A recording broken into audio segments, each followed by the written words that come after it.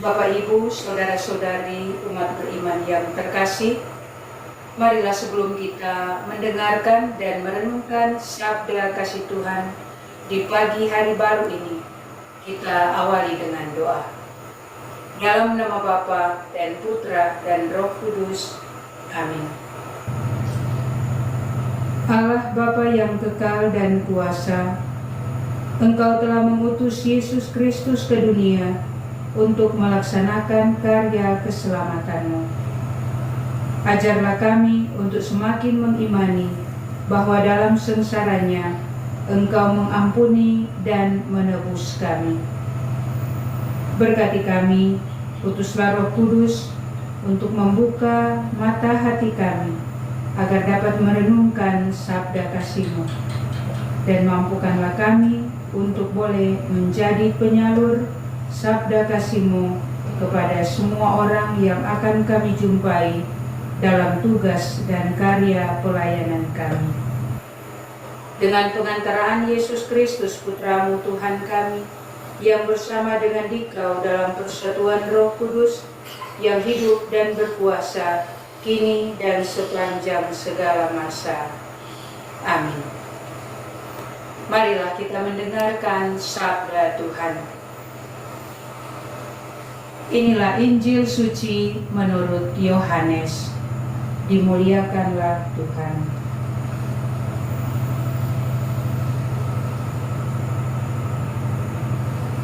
Enam hari sebelum Paskah, Yesus datang ke Betania, tempat tinggal Lazarus yang Ia bangkitkan dari antara orang mati.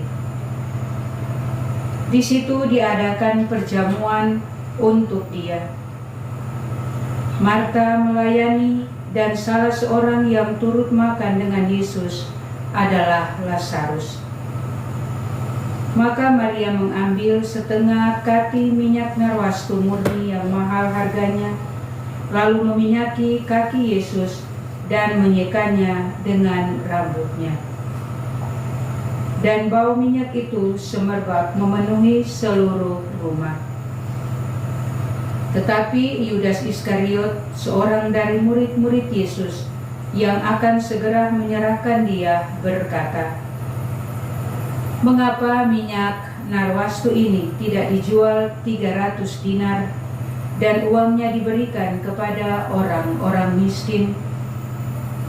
Hal itu dikatakannya bukan karena Ia memperhatikan nasib orang-orang miskin, melainkan karena Ia adalah seorang pencuri.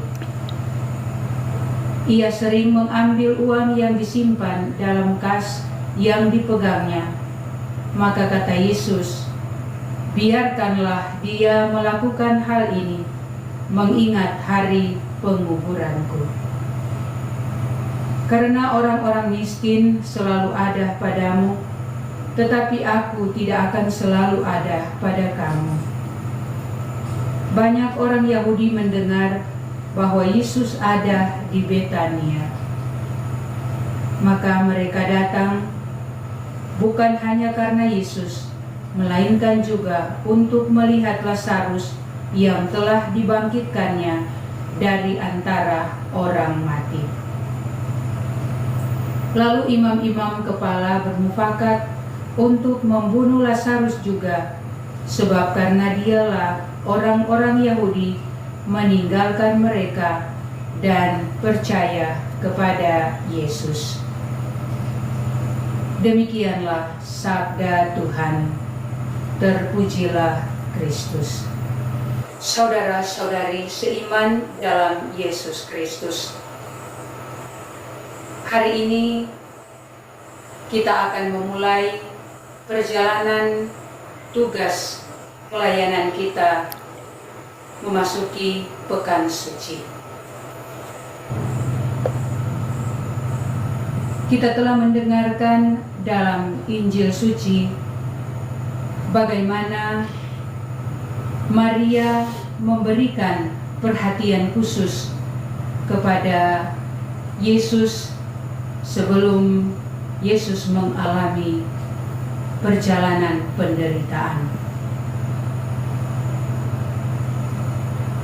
Peristiwa Maria mengurapi kaki Yesus mengungkapkan makna kasih, pengabdian, dan pengenalan akan siapa Yesus sebenarnya. 6 hari sebelum Paskah, Yesus datang ke Betania, ke rumah Lazarus yang telah dibangkitkannya. Di sana Maria mengambil minyak narwastu murni yang sangat mahal, menuangkannya ke kaki Yesus dan menyekanya dengan rambutnya. Tindakan ini bukan hanya simbol penghormatan, melainkan juga ungkapan kasih Maria yang sangat dalam dan pengabdiannya yang total. Saudara-saudariku yang terkasih dalam Yesus Kristus, minyak narwastu bernilai sangat tinggi. Maria rela menghamburkan hartanya demi menyatakan kasihnya kepada Yesus. Ia tidak berkata apa-apa, tetapi tindakannya berbicara lebih keras dari kata-kata. Kasih sejati itu memberi tanpa perhitungan. Yesus menafsirkan tindakan Maria sebagai persiapan untuk penguburannya. Ia berkata, biarkan dia supaya ia melakukan untuk hari penguburanku. Maria nampaknya memahami lebih daripada murid-murid lainnya bahwa Yesus akan segera mati. Ia tidak menunggu sampai semuanya terlambat. Saudara-saudariku yang terkasih dalam Yesus Kristus, tindakan Maria berbeda dengan Yudas Iskariot. Sebab Yudas Iskariot mengkritik tindakan Maria sebagai satu pemborosan. Namun, Injil Yohanes mencatat bahwa Yudas Iskariot melakukan ini bukan karena peduli pada orang-orang miskin, melainkan karena ia biasa mencuri dari kasnya. Ini menunjukkan perbedaan antara kasih yang tulus dan kepentingan diri yang tersembunyi. Kesungguhan hati yang dilengkapi dengan cinta kasih akan membuat kita mampu memberikan yang terbaik kepada sesama kita. Dan sebaliknya, mereka akan memberikan juga apa yang boleh mereka bagikan kepada kita dengan ketulusan hati. Kita tidak akan memperhitungkan untung dan rugi karena kita melakukannya dengan gembira, dengan tulus, dan dengan penuh cinta kasih.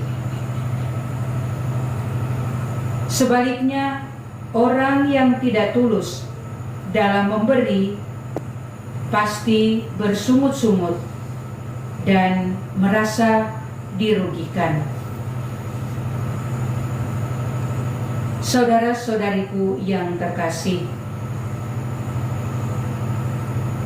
dalam memasuki Trihari Suci ini, kita semua diajak untuk sungguh-sungguh melakukan sikap yang sesuai dengan yang dikehendaki Allah. Teladan dari Maria untuk melayani Yesus senantiasa juga menjadi ajakan bagi kita agar kita mampu memberi dengan tulus hati tanpa menggunakan tolok ukur untung atau rugi. Kita diajak untuk melakukan tugas pelayanan dengan baik, tulus dan jujur, dan melayani sesama-sesama dalam tugas karya pelayanan kita, agar begitu banyak orang boleh mengalami rahmat kasih Allah teristimewa dalam memasuki Tri Hari Suci ini. Semoga Tuhan memberkati dan melimpahkan berkat untuk kita semua. Semoga demikian. Amin. Marilah kita berdoa. Allah Bapa yang penuh kasih, kami bersyukur dan berterima kasih atas kekuatan sabda dan santapan kasih yang boleh kami nikmati di awal hari baru ini. Kami bersyukur karena Engkau senantiasa menguatkan kami lewat santapan sabdamu yang senantiasa menjadi pedoman bagi kami, menjadi kekuatan dan pegangan dalam menyalurkan kasih dan perhatian untuk saudara-saudari kami dalam tugas dan karya pelayanan kami. Berkatilah kami semua agar apa yang kami harapkan senantiasa terlaksana dan terpenuhi sesuai dengan kehendak-Mu. Doa ini kami sampaikan kepadamu dengan pengantaraan Kristus yang hidup dan berkuasa bersama Bapa dalam persekutuan dengan Roh Kudus, Allah sepanjang segala masa. Amin. Dalam nama Bapa dan Putra dan Roh Kudus. Amin.